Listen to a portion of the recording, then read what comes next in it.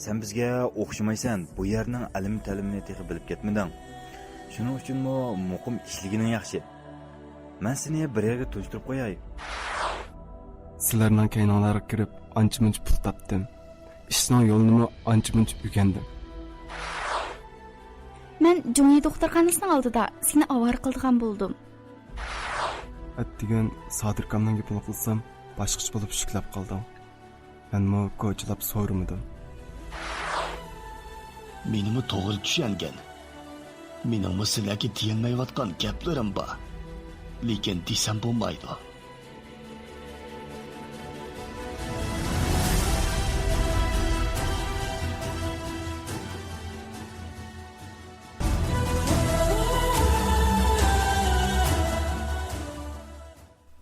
Üçüncü kısım.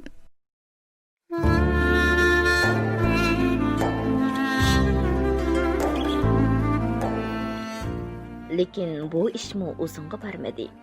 Ular yatqan opchi yataqqa qalaymaqan bo'lib, oqshomlari aroq kechlari qimorvozlar o'shu yataqqa jam bo'lib, kecha qimor o'ynab aroq ichib chiqatdi.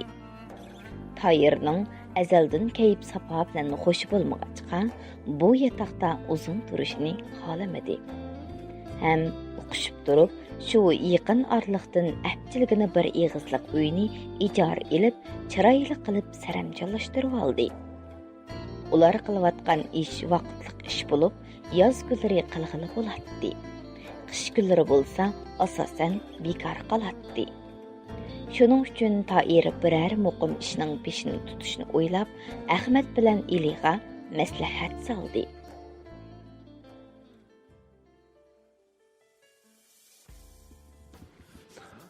Ahmad, Ilyodash, men bir muqim ish qilaymi deb o'ylagan. Sizlarchi? Yaxshi o'ylabsan, adosh. Tirishman, pul topaman desang, bekor yursak bo'lmaydi. Biz yozda pul tepib, qishda shu pulni ishlatib, qishni chiqiramiz. Sen bizga o'xshamaysan, bu yerning ilm-ta'limini texi bilib ketmading. Shuning uchun muqim ishligining yaxshi. Men seni bir yerga tunishtirib qo'yay. Rahmat, adosh. Sizlarga ko'p rahmat aytaman. Agar bu yerga kelib, sizlar bilan tanishmagan bo'lsam, nima ish qilishimni bilmaydim. Sizlarning kaynonlarga kirib, ancha-muncha pul topdim. Ishning yo'lini ancha-muncha o'rgandim. O'zingdan tirishchiligi. Biz faqat sening kuchingdan foydalandik. Shundaq qilib Adis Ahmad Toyirni ilib, yaqin atrofdagi yuk besish o'rniga tunishtirib qo'ydi. Ular yuk besish xo'jayini bilan ish haqini putishib bo'libla, Toyir shu kuni ishga tushib ketdi. Uning zihni o'tkir, putquli chaqqan bo'lg'achqa bir kundala bu ishlarning ilm-ta'limini bilib, xo'jayinga yarab qoldi. Bu xizmat jafoliq bo'lsa-mu, har holda muqim edi. Bugun nemish qilarman, atin nemish qilarman deb xiyol qilibmi yurmaydi. Toir bu yerda bir mezgil ishlash jarayonida shopurlikqa qiziqib qoldi va shopurlik maktabga tizimlatib, tezlikda kinishkami ilib oldi. Va yig'ib qo'ygan pullariga odatdagi arzonroq kichik mashindan birini setib olib, ishga berib kelgicha haydab 1 yillik sinoq vaqtini to'shqizdi. U xo'jayinga yarab qilg'achqa ish haqimi o'sdi. Ishdan sirtqi vaqtlarda ancha-muncha kira qilib qo'yatdi. Kayib sapa, o'yin tomosha uni qiziqtirolmag'achqa ancha badxashlik qilmaydi.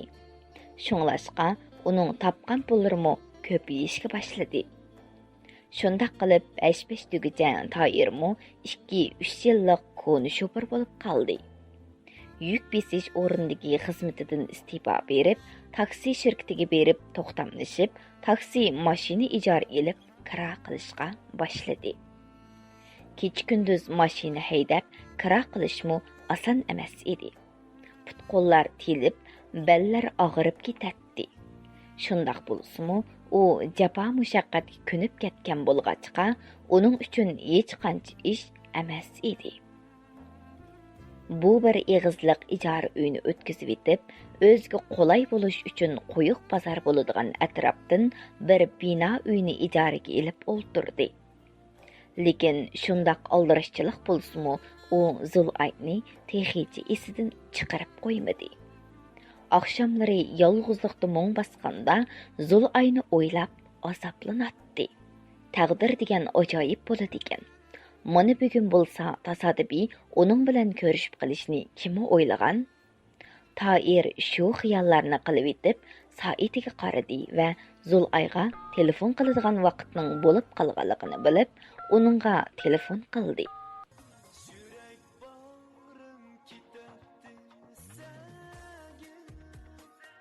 Zulayning telefonidagi muzikalik qo'ng'iroqdan chiqqan lirik muhabbat kuyi Tairning yurak tarini chekdi. Bu naqsha o'z vaqtida ular yoqtirib anglaydigan, untaligan bo'lsam yor seni degan naqshi edi. Naqshi oxirlashmay turibla telefondan Zulayning yiqimliq ovozi anglandi. Hey, Tayirmi? Men endi bekor bo'ldim. Nerede görüşümüz? Sening o'rning nada? Olg'ilqi shing'i varay. Men Jo'ngi doktorxonasining oldida seni avvar qildigan bo'ldim.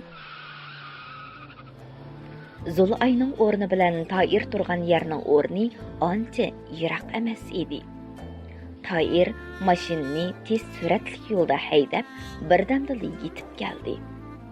Zulay doktorxona darvozasi oldida saqlab turardi.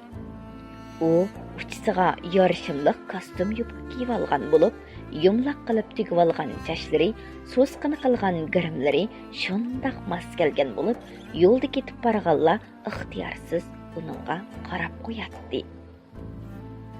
Tair adab yuzasidan: Kechirgin Zulay, saqlatib qo'ydimmi qandoq? Yo'q, men endi chiqqan. Dedi Zulay mashinaning eshigini ochib, oldiga chiqib o'ltirgach. Tair Zulaydan so'ramayla uni Harambax tamoqxonasiga ilib bordi. Chunki bu yerning muhiti yaxshi bo'lib, o'zaro paranglashadiganga qulay edi. Ular kutuvchilarning boshlagan o'ringa berib, o'rinlashib tamoq buyurtib bo'lgandan keyin tamoq chiqib bo'lguncha orliqda Tair toqat qilolmay so'radi.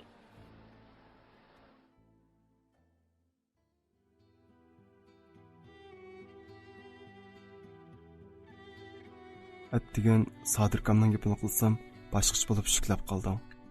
Menmi ko'chilab so'ramadim. Endi menga nim bo'lganini deb bersang bo'lamdi. Bo'ladi Tayir. Men sana bugun menga sening xush demay ketgandan keyin mening qanday azoblarni tortganligimni va boshqa ishlarning hammasini deb beraman. Tairning ko'ziga tikilib turib, Zulay oldidagi stakanga choy qo'ygach, Tairdan ayrilgandan keyingi ishlarni bir-birlab so'zlab berishga boshladi. Xuddi u stakanga choy qo'ymay, butun dardlarini qo'yayotgandek qiladi.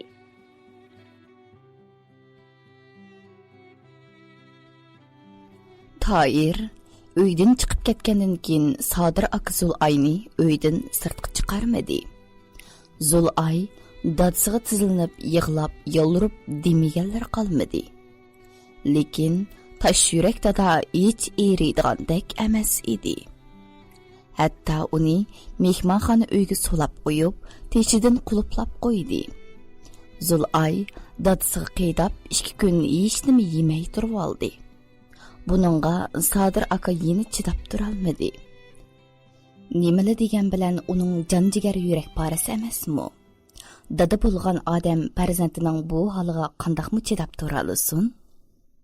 Qizim, menimi to'g'ri tushungan. Meningmi sizlarga deyilmayotgan gaplarim bor. Lekin desam bo'lmaydi. Sen degandek Tair yaxshi bola. Menmi uningga amroq. Mening bunda qilishim uning uchunmi yaxshi? Onunga vaqt berish kerak. Umi jamiyatdan bir kishilik yo'lni topsin. Vaqt hamma ishni belgilaydi. Shu vaqt kelganda hamma ishni tushunib qolasan. Dedi Sodir aka yig'lab o'ltirgan Zulayning ko'z yoshlarini surtib turib. Dadasining gaplaridan uning o'ziga aytolmayotgan bir ish pushqi borligini tushunib yetdi. So'rab beqishni o'yladi-yu, yana bu niyatidan yinib qoldi. Shu jarayonda necha kun o'tdi. Tayirning hech qanday xabari yo'q. Xuddi u bu mahaldan iz deraksiz g'oyib bo'lgandek, Zulay uni seg'inatdi. Uni o'ylamaydigan vaqti yo'q edi. Kechlari hijron azobida qiynalib, ko'z yoshi bilan yostiqlarini namdab chiqatdi. Pat-pat kelib turadigan elchilar uning uchun bosh og'riqi bo'lgan bo'lsa-mu, bundaq chaqlarda Sodir aka yanala qizining mayliga baqatdi va qo'shilmaydigan degan javobni elib, elchilarni chiroyli yo'lga selib qo'yatdi. Hozir u Zulayni zo'rlamas bo'ldi, chunki uning hissiyotini tushunib turadi. Shundoq qilib, yana necha yillar o'tib ketdi. Elchilar kelaverishdan zerikdi muqandaq kelmas bo'ldi. Sodir akimi bu to'g'riliq ig'iz ochmadi. Zulay nahiyaga kirib bir tikkuchilik korxonasiga ishga tushdi. U azaldan o'z ishiga puxta mas'uliyatchan bo'lg'achqa, tezli ilgarilab bir yil qolmayla ko'zga ko'rinib, korxonaning asosli xodimlaridan bo'lib qoldi. Shundaqdimi u yanala bal qo'yvatmay tirishadi. Shundaq qilish orqali ko'ngildagi seg'inishni basmoqchi bo'ladi. Lekin vaqtliq shundaq bo'lgan bilan kechalari Toir pat-pat tushiga kirib qoladi. Ana shundaq chaqlarda bir kelishmaslik yuz berib, Sodir aka motosikletdan yiqilib, mingisiga qon tushib polish bo'lib qoldi. Zulay ishdan to'xtab dadasini aparmagan doktorxonalar qolmadi va oxirida aloqalash orqali Urumchiga yo'tkashni qaror qildi. Sodir akaning kesili bargancha eg'irlashib bormoqda edi.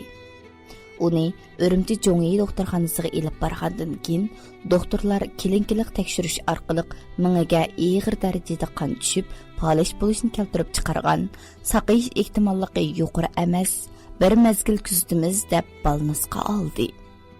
Zulay kunda dadasining yenidan birdam neri bo'lmay, holidan xabar ilib yurdi.